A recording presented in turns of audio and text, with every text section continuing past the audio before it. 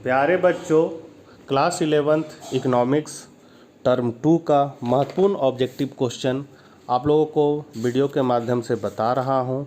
हम लोग देख रहे थे भारतीय अर्थव्यवस्था की वर्तमान चुनौतियों के अंतर्गत आपका भारत में मानव पूंजी निर्माण। तो इसके है ये सेकंड पार्ट वीडियो है। फर्स्ट पार्ट का वीडियो मैंने बनाया था, उसमें कुछ महत्वपूर्ण क्वेश्चन बताया है। आज हम लोग नए क्वेश्चन को देखेंगे। शुरू करने से पहले आपसे निवेदन है कि अपने चैनल इकोनॉमिक्स प्लस पर नए हैं तो चैनल को जरूर सब्सक्राइब करके बेल आइकन दबाकर ऑल नोटिफिकेशन ऑन कर ले। साथ ही अर्थशास्त्र के बच्चों तक यह वीडियो जरूर शेयर करें। तो चलिए हम लोग आज कुछ नया सीखते हैं। पहला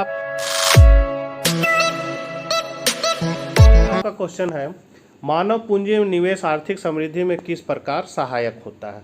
तो हम जानते हैं कि एक साक्षर व्यक्ति का श्रम कौशल निरक्षर व्यक्ति की अपेक्षा अधिक होता है। इसी कारण वह अपेक्षाकृत अधिक आय अर्जित कर पाता है। आर्थिक समृद्धि का अर्थ देश की वास्तविक राष्ट्रीय आय में वृद्धि से होता है। तो फिर स्वाभाविक है कि किसी साक्षर व्यक्ति का योगदान निरक्षर व्यक्ति की हो जाएगा की तुलना में कहीं अधिक होगा। एक स्वस्थ व्यक्ति अधिक समय तक व्यवधान रहित श्रम की पूर्ति कर सकता है, मतलब बिना थके हुए। इसलिए स्वास्थ्य भी आर्थिक समृद्धि का एक महत्वपूर्ण कारक बन जाता है। इसी प्रकार कार्य, प्रशिक्षण, सूचना एवं प्रवास पर व्यय भी मानव पूंजी निर्माण करते हैं। इन सब पर व्यय से मानव की उत्पादकता में वृद्धि होती है एवं वैज्ञानिक दृष्टिकोण पनपता है। इस प्रकार मानव पूंजी एवं आर्थिक समृद्धि में सीधा संबंध है। अगला क्वेश्चन है आपका, विश्व भर में औसत शैक्षणिक स्तर में सुधार के साथ साथ विषमताओं में कमी की प्रवृत्ति पाई गई है, टिप्पणी करें। तो बच्चों ये 3 नंबर का क्वेश्चन है आपका। शिक्षा मानव, यहाँ हो जाएगा मानव, शिक्षा मानव पूंजी निर्माण का मुख्य स्रोत है। शिक्षा से अच्छे नागरिक उभर कर आते हैं। एक शिक्षित व्यक्ति अशिक्षित व्यक्ति की तुलना में पर्यावरण को ज़्यादा बेहतर ढंग से समझ सकता है। शिक्षा से विज्ञान एवं प्रौद्योगिकी का विकास होता है। देश के सभी क्षेत्रों के प्राकृतिक तथा मानवीय साधनों के प्रयोग को शिक्षा सुविधाजनक बनाती है। शिक्षा से लोगों के मानसिक स्तर का विकास होता है। शिक्षा से नई तकनीक को स्वीकार करने की योग्यता आती है। अधिक आय उपार्जन हेतु साक्षर मनुष्य एक स्थान से दूसरे स्थान पर प्रवास कर सकता है। इन सब कारकों से व्यक्ति की आय में वृद्धि होती है। आम आदमी की आय बढ़ने से उच्च एवं निम्न आय वर्ग की दूरी घटने लगती है। इस प्रकार शिक्षा से विषमताओं में कमी की प्रवृत्ति पाई जाती है। दूसरे शब्दों में शैक्षिक सुधार आर्थिक व सामाजिक विषमताओं में कमी लाता है। अगला क्वेश्चन है आपका, किसी राष्ट्र के आर्थिक विकास में शिक्षा की भूमिका का विश्लेषण करें। तो आर्थिक विकास को आर्थिक समृद्धि के रूप में देखा जा सकता है यदि समृद्धि के साथ साथ साधनों का वितरण समान हो। शिक्षा मानव पूंजी का स्रोत है। किसी साक्षर व्यक्ति के श्रम कौशल निरक्षर व्यक्ति से अधिक होते। इसी कारण से साक्षर व्यक्ति निरक्षर व्यक्ति की तुलना में अधिक आय अर्जित कर लेता है और आर्थिक समृद्धि में उसका योगदान भी अधिक होता है। शिक्षा से व्यक्ति ही नहीं समाज भी लाभान्वित होता है। शिक्षा केवल मनुष्य की उत्पादकता को ही नहीं बढ़ाती बल्कि उससे ज़्यादा समझदार, जागरूक व अनुकूल योग बनाती है। शिक्षित श्रम शक्ति की उपलब्धता नई प्रौद्योगिकी को अपनाने में भी सहायक होती है। इस प्रकार कुशलता से समृद्धित व्यक्ति शहर के आर्थिक विकास के लिए ज़्यादा योगदान देता है। अगला क्वेश्चन है, समझाइए कि शिक्षा से निवेश आर्थिक समृद्धि को किस प्रकार प्रभावित करता है।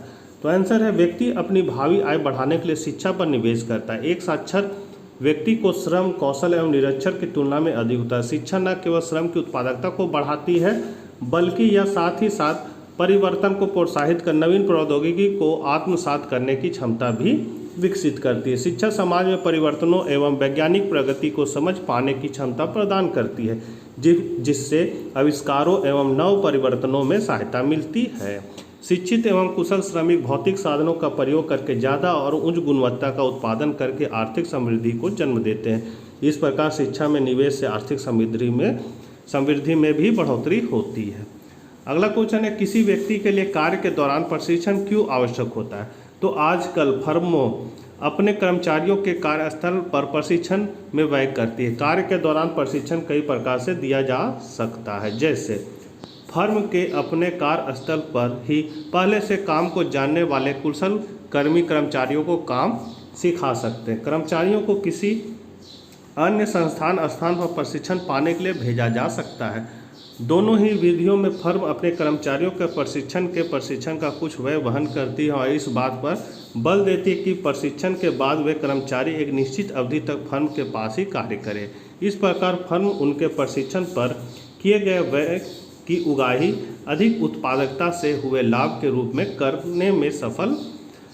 पाने में सफल रहती है। प्रशिक्षण से श्रम उत्पादकता एवं गुणवत्ता में भी वृद्धि होती है, इस कारण कार्य के दौरान प्रशिक्षण आवश्यक होता है। अगला क्वेश्चन है 2 नंबर का है, मानव पूंजी और आर्थिक समृद्धि के बीच संबंध स्पष्ट है। तो मानव पूंजी एवं आर्थिक समृद्धि एक दूसरे को प्रभावित करते हैं, अर्थात एक ओर जहां प्रभावित उच्च आय उच्च स्तर पर मानव पूंजी के सृजन का कारण बन सकती है, तो दूसरी ओर उच्च स्तर पर मानव पूंजी निर्माण से आय की समृद्धि में सहायता मिल सकती है।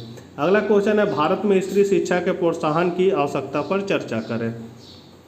भारत में स्त्री शिक्षा दर 65.46%, अभी तक पुरुष शिक्षा दर 82.14% से कम है।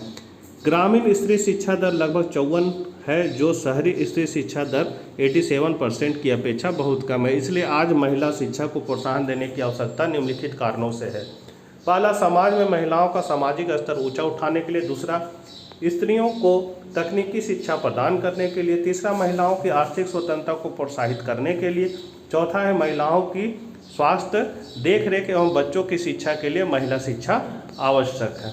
अगला क्वेश्चन है, शिक्षा एवं स्वास्थ्य क्षेत्रों में सरकार के विविध प्रकार के हस्तक्षेपों के पक्ष में तर्क दीजिए। तो शिक्षा एवं स्वास्थ्य आधारित संरचना के मुख्य बिंदु है। शिक्षा एवं स्वास्थ्य सेवाएं निजी क्षेत्र द्वारा भी उपलब्ध कराई जाती है और सार्वजनिक क्षेत्र द्वारा भी। शिक्षा का उच्च स्तर जहां कौशल व तकनीकी को विकसित करके उत्पादन क्षमता में वृद्धि करता है, वहीं पौष्टिक, प्रदूषण रहित, स्वास्थ्य एवं स्वस्थ जीवन श्रम की उत्पादकता में वृद्धि करके राष्ट्रीय आय को समृद्ध करता है। हम जानते हैं कि एक स्वस्थ एवं साक्षर व्यक्ति एक अस्वस्थ एवं निरक्षर व्यक्ति की तुलना में अधिक कुशलतापूर्वक कार्य कर सकता है। एक अच्छा प्रबंध दुर्लभ राष्ट्रीय संसाधनों के अधिक अच्छे उपयोग को संभव बना सकता है और इस प्रकार राष्ट्रीय एवं प्रति व्यक्ति आय बढ़ाने में सहायक हो सकता है। इस प्रकार शिक्षा व स्वास्थ्य पर निवेश मानव पूंजी के अच्छे स्रोत हैं और राष्ट्रीय उत्पादकता बढ़ाने में भी सहायक है। निजी क्षेत्र लाभ आधारित होता है और निजी क्षेत्र द्वारा उपलब्ध कराई जाने वाली शैक्षिक व स्वास्थ्य सुविधाएं अत्यंत महंगी होती है और समाज के समान वर्ग की पहुंच से परे होती है। इन सुविधाओं के विस्तार के लिए सरकारी हस्तक्षेप आवश्यक है। इस संबंध में निम्नलिखित तर्क दिए जा सकते हैं। पहला, निजी क्षेत्र की एकाधिकारात्मक प्रवृत्ति को रोकना। दूसरा, निजी क्षेत्र द्वारा शोषण को रोकना। तीसरा, सामाजिक एवं आर्थिक रूप से पिछड़े लोगों को स्वास्थ्य एवं शिक्षा सुविधाएं उपलब्ध कराना। चौथा, निर्धनता रेखा से नीचे जीवन यापन करने वाले लोगों को शिक्षा एवं स्वास्थ्य सुविधाएं उपलब्ध कराना। पांचवा, विभिन्न प्रकार की संक्रामक बीमारियों की रोकथाम करना। छठा है, संतुलित आहार की उपलब्धता सुनिश्चित करना।